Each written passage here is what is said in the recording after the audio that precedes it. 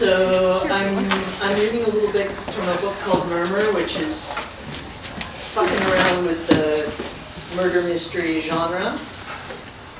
This chapter is called The Evidence, and it's about writing and roadkill. And not having children. Yay. The Evidence.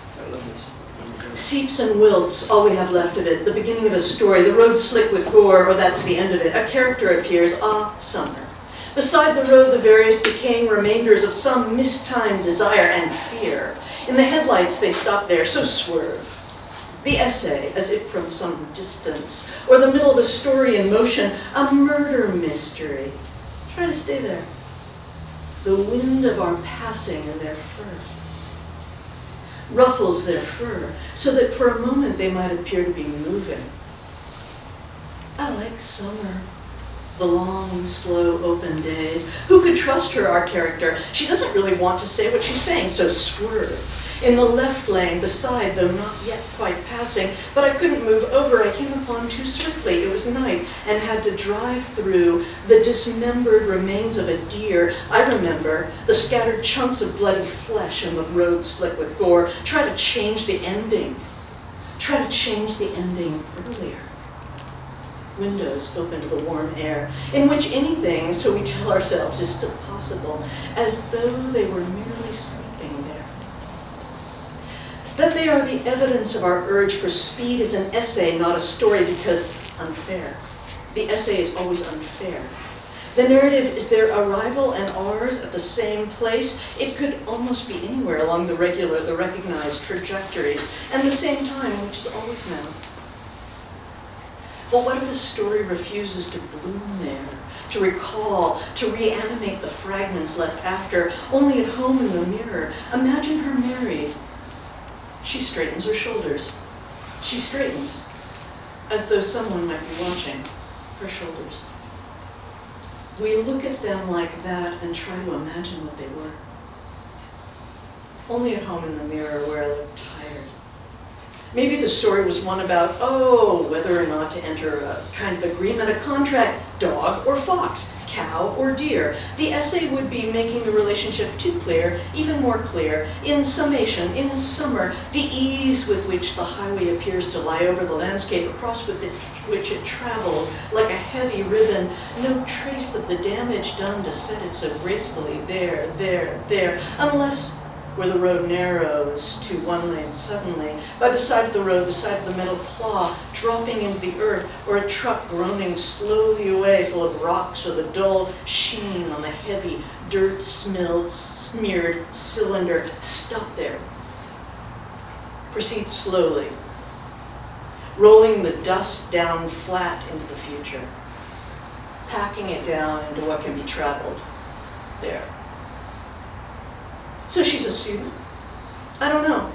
The pieces of her past so strewn and scattered. Say she was a student. The effect, anyway, for so long lingers. Bend over another useless essay unless summer, the long, slow, open days, marked by the proliferation of bodies in the margin or the center, slight swerve. How long ago the realization that that was just like the space in which one first practiced a careful tracing of what were merely at first shapes, difficult, then capital and lowercase letters. The lowercase letters, we remember speeding, only came up to the broken line in the center, A, B, B, cat or opossum, ripped open by a gone fender, rubricated manuscript or book the heat bears down on, all the force of its intellect, you'd say, or its imagination, studies, and the text comes alive. Long days to which secrets are given up. See, the pencil, thick and unwieldy, grasped in a fist. It wouldn't do as was bid and was, I suddenly recall, they warned us, dangerous. Amazing what you remember when you're stuck. We were not to lick the point. Had I thought of licking the point?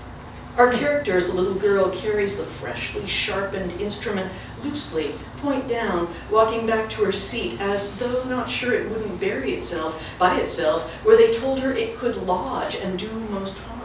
in her eye or mouth, or in someone else's eye or mouth. Often they seem completely unharmed in the long interstices, which are, by definition, nowhere. Exactly half the size of the former, the repetition in miniature, the offspring, so one learned to chew, to put into one's mouth if one had to, and leave the impress of the teeth there, the end with the eraser. Imagine her married or with children, as they say, of her own. When you couldn't think of the answer, still arguing miles away, dog or coyote, if, whether, from the swift glimpse of dark blood and drab fur, I haven't forgotten her. Say again, I haven't forgotten her. Or a part of the road, or almost a part of the road, they've lain so still, so long there, the impression's blurred. What I did with my summer, I opened up the journal, somewhere between the story and the essay, to seek a certain passage there, so swerve, quote if you have to, what you can't remember, sneaking the cool white minty library paste into her mouth on the tip of the tongue depressor. If we weren't supposed to eat it, why was it flavored? The description of a visit to a psychic, some gone summer, her predictions of the past, which was the future, evidently a spiritual block in our character, a vacation. A dab on the blank-facing page just inside the corner, and then a due date slip could be secured. I'd meant, or been meaning to add since the beginning, a note on the roadkill. Parts of bodies, whole bodies, the road slick with gore, the air thick with the sweet stench of skunk for some distance, and then the ragged tuft of skunk tail and the dark blotch of guts in the center. Raccoon or squirrel on the road shoulder, curled fetal in on themselves, or smashed open in a posture of surrender to the unctuous crows in their gleaming black coats, who stalk stiffly away from the corpse and back into the tall grasses, disturbed in their ruminations by the fluster. In the rearview mirror, I saw them come back out. Their attentions to the headless body of a deer, or something nameless, black sponge and ashen pelt, the swollen or torn remains, often no longer legible, identifiable, except as evidence. Sometimes on the asphalt, nothing but a sticky, rust-colored smear. Other students having already been there. Oh Christ, she said, laughing, but shaking her head, shake. Mrs. Wolfe, teaching us about evolution, leaned on a desk, her fist, knuckles down, thumb out to the side, taking her weight, a habitual gesture, suddenly an ape's. In the long afternoons, the sky going gray, scattered thunderstorms, oil-stained concrete, the sky. Anxiously, I picked up the instrument. We tell ourselves whatever we have to in order not to stop. But it goes on anyhow, without agreement, without consent. The smell of new books, that was the smell in part, and as then unknown, of acid in the paper. Oh, she loved the resistance in their spines. They opened their dark shades above the struck. They would have been a time when squirming figures making their way across the white meant nothing. Then a voice made a sound in the air which hovered, and a finger finally isolated one of the writhing characters and pecked and pecked and pecked, where invention and memory meet. The sound of the road going on in what seems like a rival's silence. A single feather caught between the right wiper's blade and the windshield's glass. Imagine she kept a journal to help her forget. Now.